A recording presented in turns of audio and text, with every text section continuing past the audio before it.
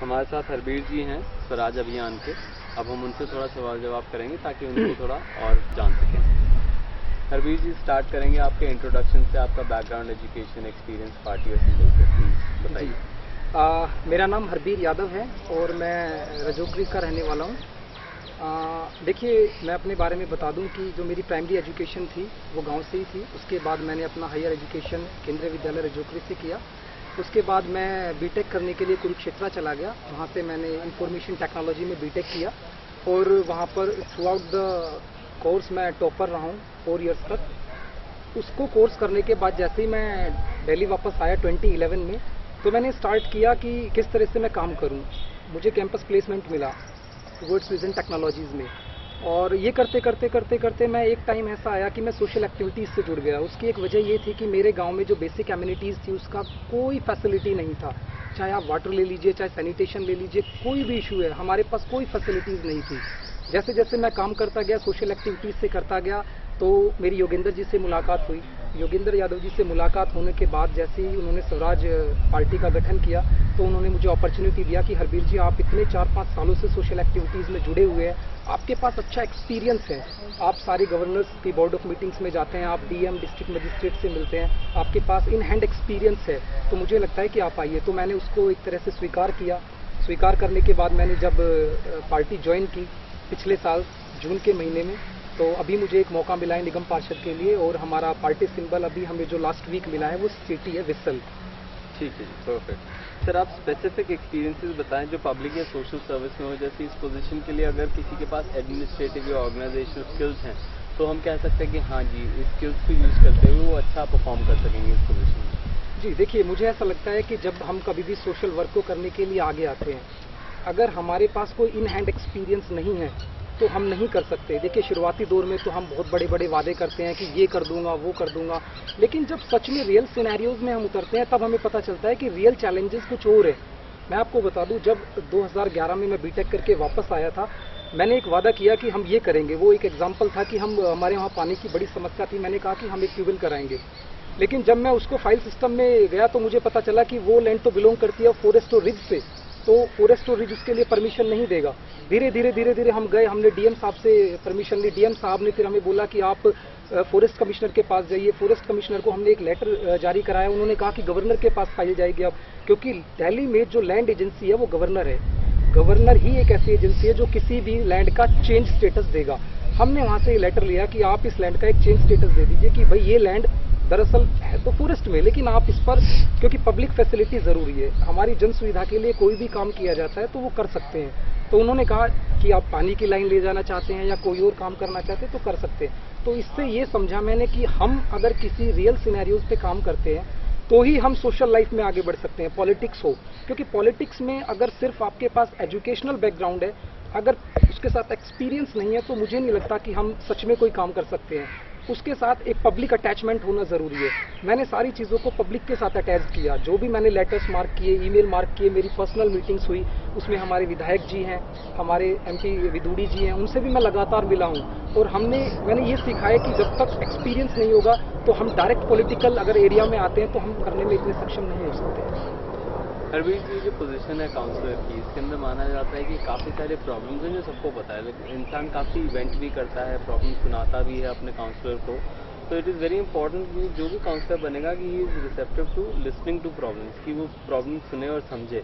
तो आप कुछ ऐसा बताएंगे अपने बारे में कि आपके पास में आपने कुछ किया हो जिससे लोगों को लगे कि हाँ, आप प्रॉब्लम सुन सकते हैं, समझ सकते हैं और उनको अप्रिशिएट कर सकते हैं। जी देखिए, सबसे ज़रूरी होता है लिसनिंग स्किल्स, और आपने बिल्कुल सही क्वेश्चन पूछा है। किसी भी जब हम फील्ड में उतरते हैं तो सबसे पहले हम यही देखते हैं कि जो सामने वाला हमारा निगम पार्षद है या विधायक है वो कितना अच्छे तरीके से हमें सुन सकता है। एक और जो सबसे बड़ा चैलेंज है वो यही रहा है कि जब तक हम प्रॉब्लम को सही तरीके से सुनेंगे नहीं तो उसका सोल्यूशन भी सही तरीके से नहीं होगा। जब 2011 में मैंने पहला चैलेंज उठाया, वो हमारे गांव से एक रास्ते का था जो नेशनल हाईवे 8 तक जाना था। वो आज से 25 सालों से लंबित पड़ा हुआ है। लोगों का बार बार यही कहना था कि हरबीर जी आप कैसे करेंगे, कैसे करेंगे, कैसे करेंगे। मैंने उनको सुना। सुनने के बाद मैंने सभी से फीडबैक लिया, क्योंकि इतना पुराना इशू था तो सभी के पास एटलीस्ट एक एक पॉइंट थे। वो इंपॉर्टेंट पॉइंट्स मेरे लिए इतना कारगर सिद्ध हुए कि मैंने उनके आधार पर एक पूरा एजेंडा बनाया कि किस तरह से मुझे आगे प्रोसेस करना है।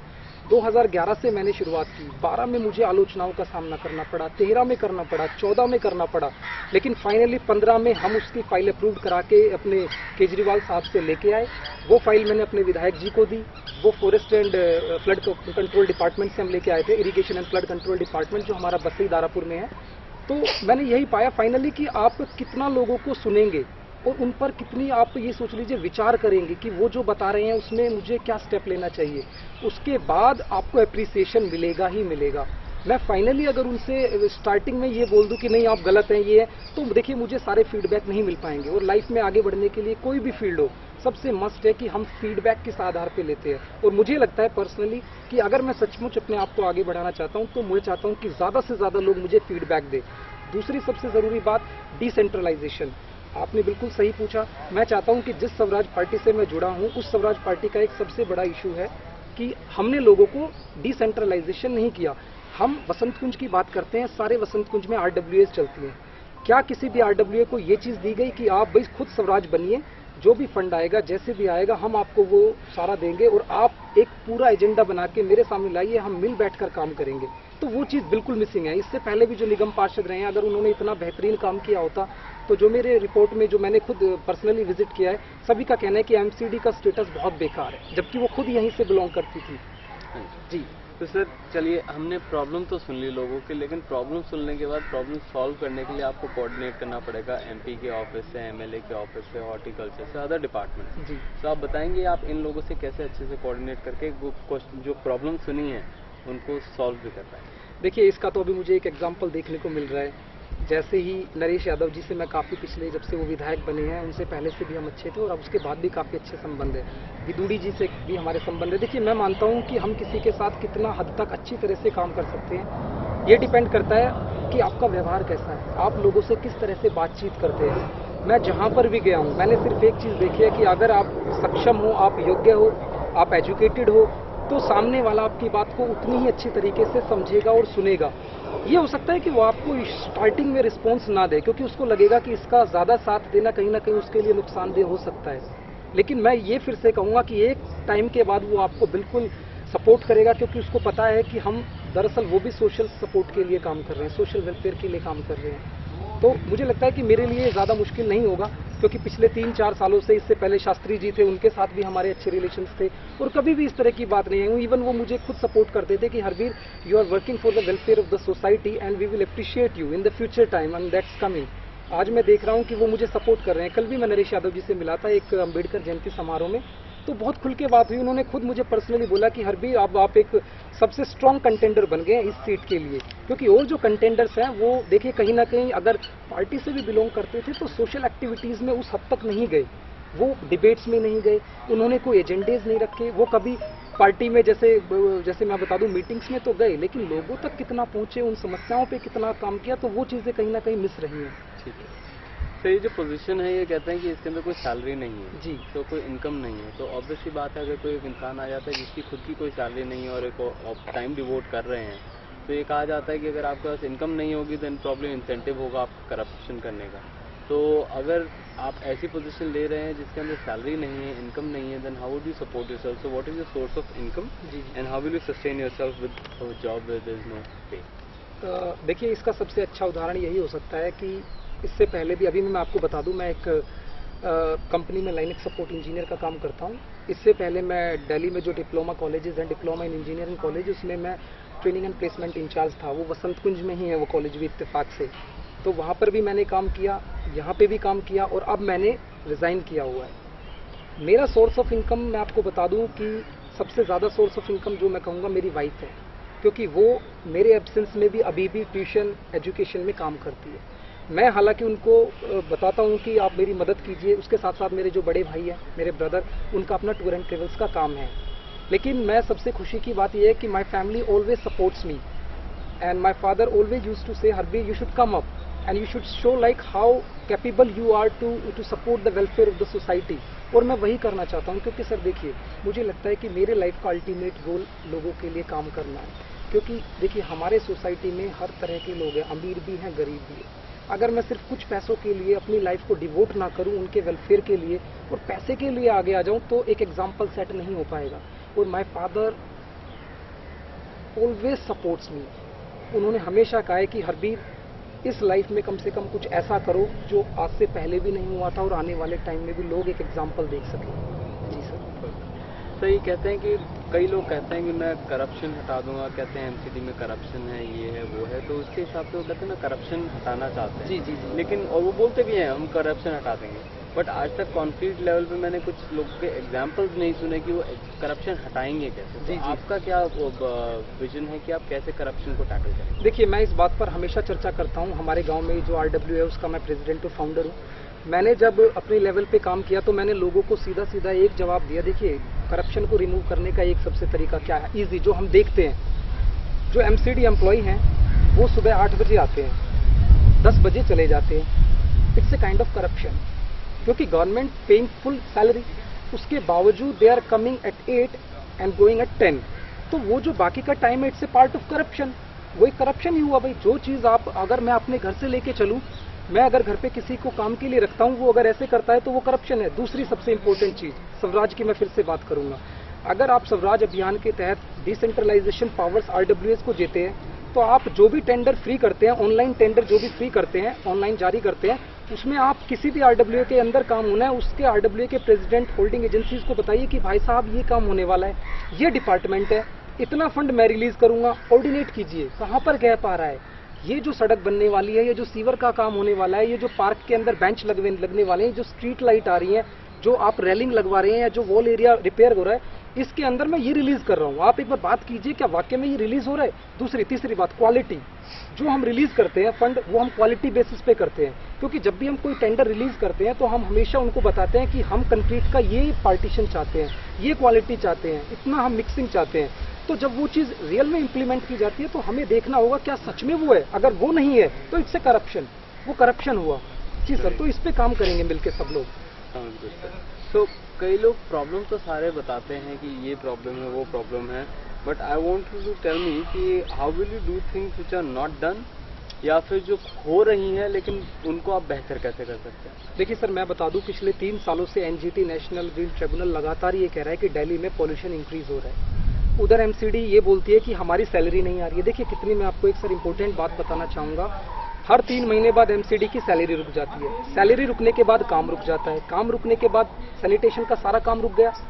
तो जब ये काम रुकता है तो गंदगी बढ़ती है। गंदगी के बाद सर जब बारिश का मौसम आता है तो डेंगू, चिकनगुनिया, मलेरिया जन्म लेता है। मैं इसका आपको सोल्यूशन बता देता हूँ। अगर हम रात के समय में, जो आप जानते हैं हमारा जो डेसिमल का 2.54, ये जो 10% का ये है पर्टिकुलेट मैटर है जो हमारा, इस पर्टिकुलेट मैटर को रिप्लेस करने का एक ही सबसे बेस्ट मेथड है कि रात के समय हम सड़कों पे छिड़काव करें, क्योंकि दिन के समय ट्रैफिक ज़्यादा होता है, ट्रैफिक पे काम करना और ज़्यादा हेक्टिक हो जाएगा। रात के समय को यूटिलाइजेशन किया जाए। उसके बाद हम कोई ऐसा वैक्यूम क्लीनर यूज़ करें जिससे जहाँ सड़कें हैं, जहाँ पर आप समझ लीजिए झाड़ू नहीं लगाई जा सकती है, तो वहाँ पर हम उन चीज़ों को यूज़ करें, मशीनों को। और सबसे इंपॉर्टेंट पार्ट, दिल्ली में 3 हमारे बेसिक लैंडफिल एरियाज़ हैं। ओखला की बात करें, गाजीपुर की बात करें या नरेला की बात करें, हमारा जो भी सारा यहाँ से कूड़ा उठाकर ओखला ले जाया जाता है। मैं आपको बता दूं, एक मोटे मोटे तौर पर पूरे दिल्ली के अंदर 8000 टन जो है सारा कूड़ा इकट्ठा किया जाता है, turns per day, 8000 turns per day. सरकार के जो लास्ट ईयर के रिकॉर्ड हैं उसमें ये बताया गया है कि उस 8000 टन्स पर डे के कूड़े का अगर हम सच में वेस्ट टू एनर्जी यूज़ करें, वेस्ट टू एनर्जी, तो आप ये समझ लीजिए कम से कम दिल्ली के अंदर 80 गाँव को 80 जगह पे इलेक्ट्रिसिटी फ्री में दी जा सकती है। तो मेरा ये सवाल है कि ऐसे निगम पार्षद आगे क्यों नहीं आते हैं जो एजुकेटेड हैं, जो इस तरह की टेक्नोलॉजीज को इम्प्लीमेंट कर सकते हैं। मैं आपको बता दूं कि अगर पढ़े लिखे लोग आगे आएंगे, उनके पास विजन होगा, वो इस तरह के जो सॉलिड वेस्ट मैनेजमेंट है उसको बेहतर तरीके से इम्प्लीमेंट करेंगे। मैं आपको बता दूं, सिर्फ ओखला के अंदर 12 मेगा वोट इलेक्ट्रिसिटी प्रोड्यूस की जाती है। इसको हम इंक्रीज करके मोर देन 50% कर सकते हैं। अगर ये मोर देन 50% होगी तो जो उससे राख भी बचती है, वो राख से भी मैं आपको बता दूं कंक्रीट के ब्लॉक बनाए जाते हैं। ये जो सड़कें बनाई जाती हैं चारकोल की, उसमें भी ये जो है राख यूज़ की जाती है। तो ये सारे सॉल्यूशंस हैं।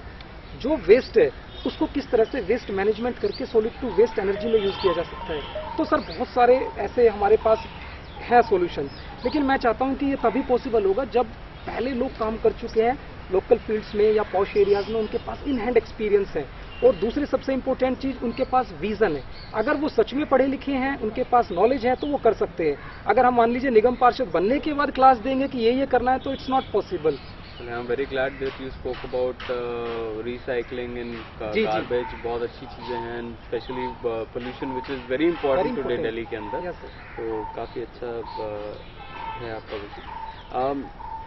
मैं नॉन आम आदमी पार्टी कैंडिडेट से सवाल करता हूं कि आम आदमी पार्टी वाले कहते हैं कि क्योंकि एमएलए अगर हमारा है लेकिन एमसीडी में हमारा बंदा नहीं है तो हम कुछ चीज़ पास कर देते हैं लेकिन ये काउंसलर होने नहीं देते। जी। तो इवन दो एमएलए काम करना चाहता है, काउंसलर होने नहीं देता। जी जी। तो वो इससे कहते हैं कि आम आदमी पार्टी की वो काउंसलर आना चाहिए ताकि मेल जोल अच्छा बैठे और काम अच्छे से हो।